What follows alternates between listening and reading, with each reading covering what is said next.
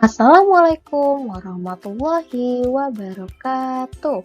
Halo semuanya, anadaku kelas 6 Damaskus. Apa kabar hari ini? Semoga semuanya selalu dalam keadaan kondisi yang sehat ya. Amin. Hello, good morning everybody. How are you today? I hope all of you guys are fine. Today we will study tematik tema 1, subtema 2, subtema 1, muatan IPA with Miss Dia. Before we study, let's say basmalah.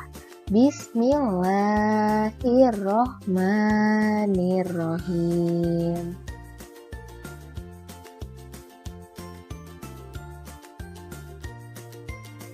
Perkembangbiakan tumbuhan secara generatif. Perkembangbiakan generatif adalah perkembangbiakan secara kawin yang terjadi melalui peleburan sel kelamin jantan dan sel kelamin betina yang dialami oleh tumbuhan berbiji melalui penyerbukan.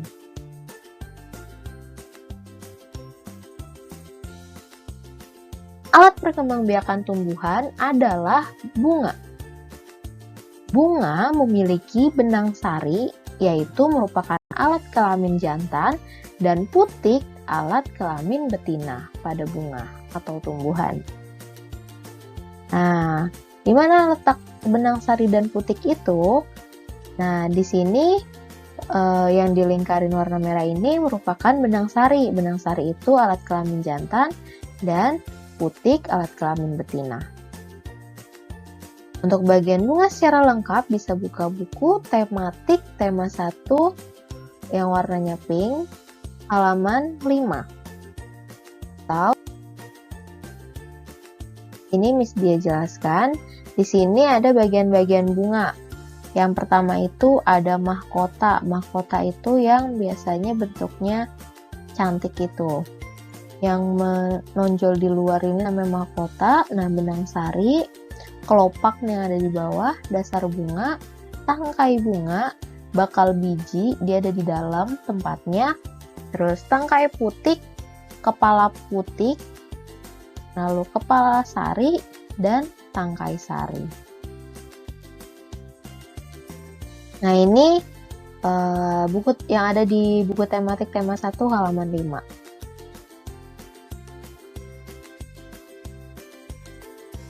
Lalu selanjutnya proses perkembangbiakan generatif tumbuhan. Yang pertama itu prosesnya adalah terjadi peristiwa penyerbukan, yaitu serbuk sari jatuh di kepala putik. Ini ya, prosesnya ada di nomor 1. Lalu proses yang kedua terjadi peristiwa pembuahan, yaitu serbuk sari atau sel kelamin jantan melebur dengan sel telur atau sel kelamin betina. Lalu proses yang ketiga yaitu pembuahan menghasilkan zigot. Nih, proses ini wujudnya. Lalu proses yang keempat, zigot tumbuh menjadi embrio atau tunas tumbuhan di dalam biji. Lalu yang proses kelima, biji berada di dalam buah. Yang keenam, biji yang ditanam akan tumbuh menjadi tumbuhan baru. Yang ketujuh, tumbuhan baru akan tumbuh menjadi tumbuhan dewasa. Sebelum dewasa, tumbuhan dewasa berbunga dan menghasilkan biji kembali. Jadi setelah ada di proses yang ketujuh ini, bunga itu akan menghasilkan biji lagi dan melalui proses lagi nih, berulang-ulang lagi seperti itu.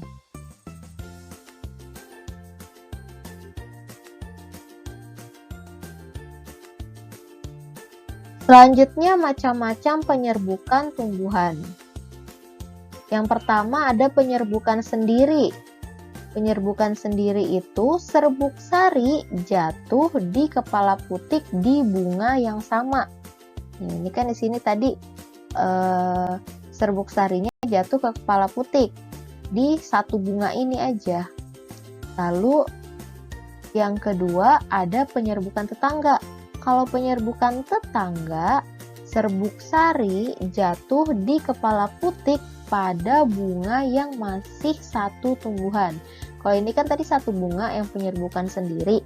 Nah, kalau tetangga, dia ada di satu tumbuhan tapi beda, bercabang. Nah, ini namanya penyerbukan tetangga di bunga lain, tapi satu tanaman, gitu. Lalu, yang ketiga ada penyerbukan silang. Penyerbukan silang itu tanamannya beda tapi jenisnya sama, yaitu serbuk sari jatuh di kepala putik pada bunga lain yang sejenis tetapi berbeda tumbuhan.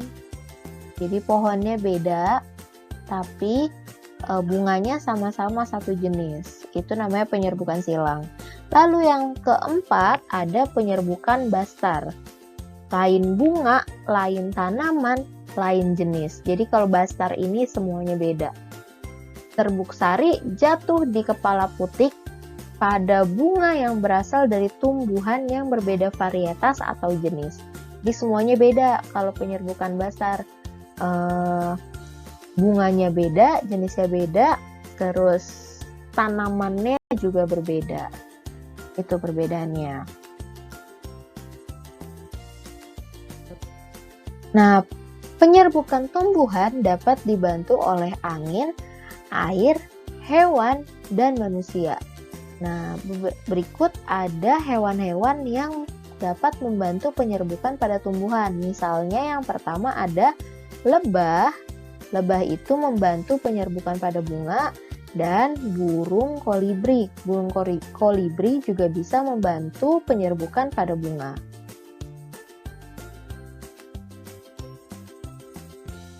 Nah, yang selanjutnya ada perkembangbiakan tumbuhan secara vegetatif. Kalau yang tadi itu generatif itu dia pada tumbuhan berbiji menggunakan bunga atau secara kawin. Nah, selanjutnya ada secara vegetatif. Secara vegetatif itu apa? Perkembangbiakan secara vegetatif adalah perkembangbiakan yang terjadi tanpa melalui peleburan sel kelamin jantan dan sel kelamin betina atau tak kawin biasa disebutnya perkembangbiakan vegetatif itu. Kalau generatif itu perkembangbiakan secara kawin, kalau vegetatif perkembangbiakan secara tak kawin.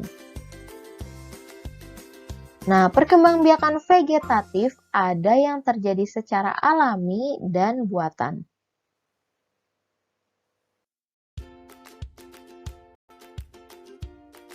Perkembangbiakan vegetatif alami misalnya ada tunas, umbi lapis, umbi batang, umbi akar, geragih, akar tinggal atau rizom, dan spora.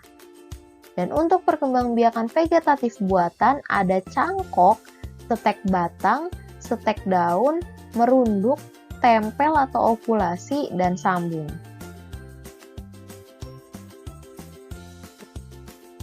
Nah, tanaman pisang, bambu, dan tebu adalah tumbuhan yang berkembang biak dengan tunas.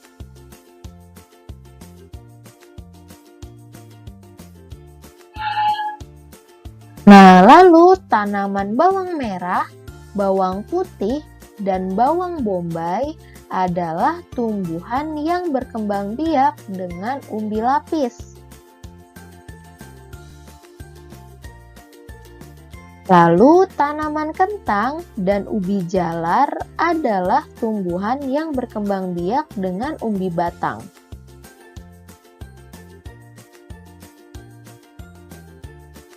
Lalu tanaman wortel dan singkong adalah tumbuhan yang berkembang biak dengan umbi akar.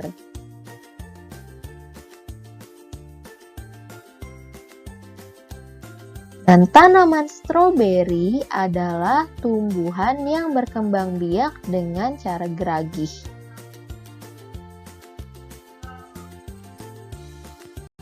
Lalu tanaman rimpang.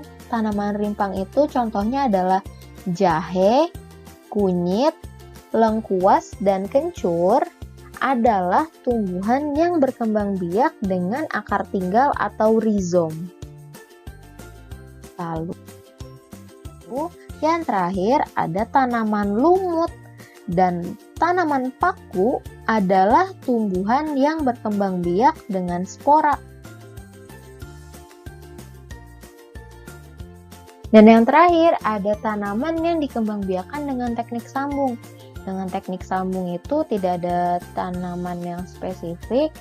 Nah, berikut caranya mengembangbiakan tanaman dengan teknik sambung. Ini contohnya ada tanaman mangga.